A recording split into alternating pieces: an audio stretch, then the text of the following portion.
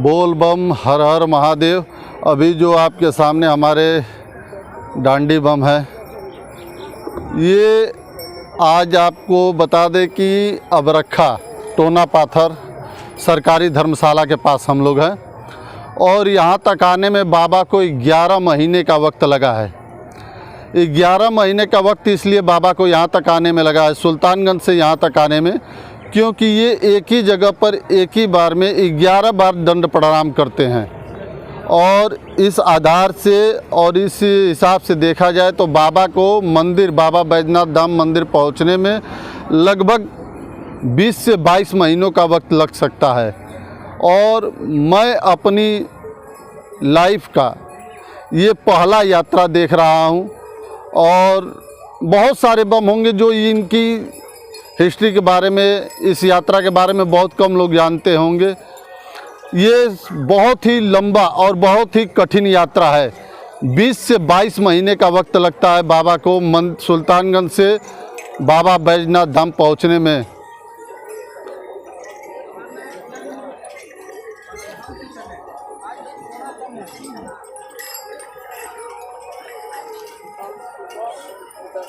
एक मिनट।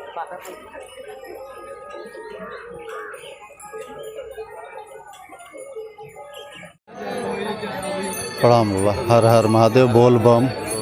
बाबा, हमने इस यात्रा में डाक बम, कांवरिया बम और डांडी बम का बहुत सारा वीडियो बनाया। इस यात्रा के विषय में मैं बराबर अपने दर्शकों को, भक्तों को बताता रहता हूँ।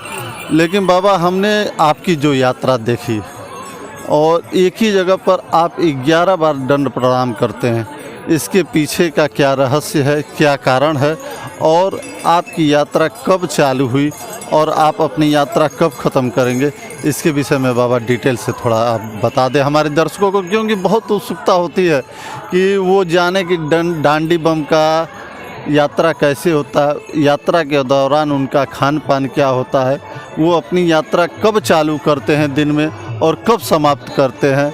थोड़ा बाबा इसके विषय में डिटेल से। देखिए, अब जो है यात्रा हम गुरु पूनम से चालू किए हैं। गुरु पूनम जब कि एगो हम लोग का संतों के गुरु पूनम होता है, ठीक है। कौन से महीने में पड़ता है? ये आपका इधर पड़ता है अखार के पूर्णिमा में। इंग्लिश महीने में? इंग्लिश महीने में इतना तो हमको जानकारी नहीं है। कई महीना हो गया बाबा? हमको 11वां महीना हो रहा है। ये 11 महीना आप यात्रा कर चुके हैं? हाँ। यात्रा ये सुल्तानगंज से हम चले हैं। सुल्तानगंज से अब तक 11 महीना हुआ है। और 11 महीना में आप अबरखा ही पहुँचे? हाँ। और बाबा के नगरी जाते जाते अभी कितना समय लगेगा ये तो भोलेनाथ ही जाने। ठीक है। दूसरा नंबर ये सूरज उदय जब हो जाते हैं तब दंड दिया जाता है और सूरज अस्त होने से पहले पहले दंड रोका जाता है। ये इनका नियम है। और आप जो हैं अपने हाथों से भोजन बनाइए, उसके बाद भैरव बाबा को भोग लगाइए, जो यहाँ का नियम है, जो इस मालिक का दरबार का नियम है, जो हम जानते हैं। ठीक है। और फिर आप भोजन पा सकते। दिन भर आपको जो है दंड में फलाल रहना पड़ेगा। आप फलाल ले सकते हैं, फलाल में कुछ भी ले सकते हैं, ठीक है ना। फलाल का जो भी नियम है। आहार जो होता है एक टाइम आप ले सकते हैं, एक टाइम ले सकते हैं, वो भी शाम के शाम जब आरती पूजा आप गंगा जी को उठा के लाए हैं, माता जी को जो हम लोग पूजा करते हुए जाते हैं। नित्य दिन उनका पूजा होता है, सुबह शाम पूजा होता है, वो पूजा करते हुए आप जा सकते हैं। अब जब यात्रा बाबा की नगरी चला जाएगा तभी समाप्त होगा। ऐसे हमारा जन्मभूमि इधर का ही है, लेकिन हम रहता हूँ गुजरात में। क्या? गुजरात में हम महसाना जिला, दाबड़ी गांव है। इस गांव में नीलकंठ महादेव हैं। हम बचपन से संत हूँ। बचपन से संत हूँ, हैं। तो उस वजह से इस नगरी में आया हूँ तो देखा हूँ, तो बाबा की प्रेरणा हुआ है कि चलो बेटा तुम 11 दंड लेके चलो। तो हम भी 11 दंड लेके चल रहा हूँ। और बाकी मालिक का समाज है, दुनिया है, जिनको जैसा इच्छा होता है, जिनका मनोकामना ये पूरा कर देते हैं, वो दंड खींचना चालू करते हैं। क्योंकि आपका भी जो मनोकामना मांगे हैं कोई चीज़ को, आपका पूरा ये त्रिनेत्रधारी कर दिए तो आपको दंड आपको देना पड़ेगा। तो यही इतना ही मेरा सुझाव है। और हम लोग महादेव के भक्त हैं, महाकाल के हैं। तो बाबा आपका जो 11 बार एक ही जगह पे जो दंड प्रणाम आप करते हैं, इसके पीछे कोई अलग से नियम है या आपने अपने से ही ये बताया कि नहीं मैं एक ही जगह पर 11 बार करते हुए ही आगे बढ़ूंगा? ये मालिक का प्रेरणा है, ठीक है।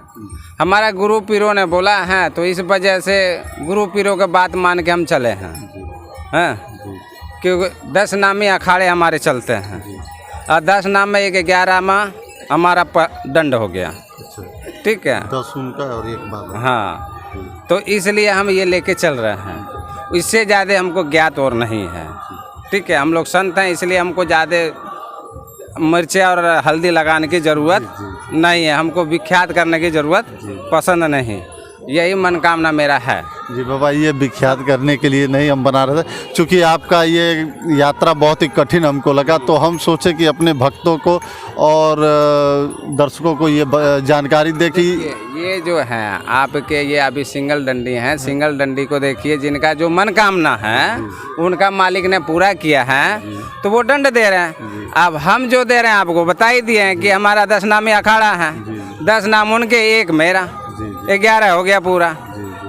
क्या हम लोग सब शिवे को मानते हैं, जहाँ भी हैं वो शिव ही मानते हैं। क्या दूसरा किसी को ऐसा नहीं है? राम भी शिव ही है और राम में शिव है, तो आप जिनको पूछ सकते हैं जैसे पूछेंगे आप।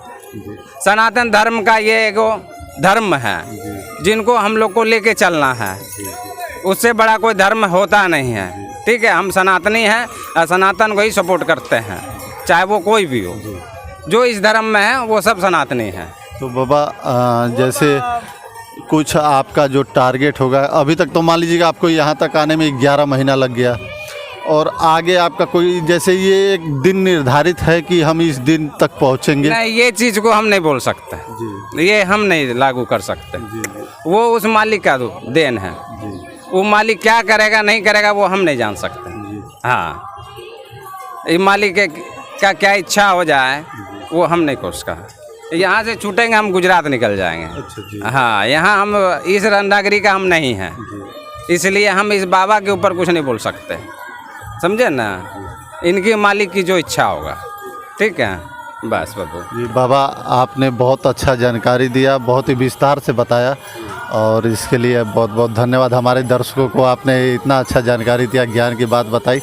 और बाबा आपका चरण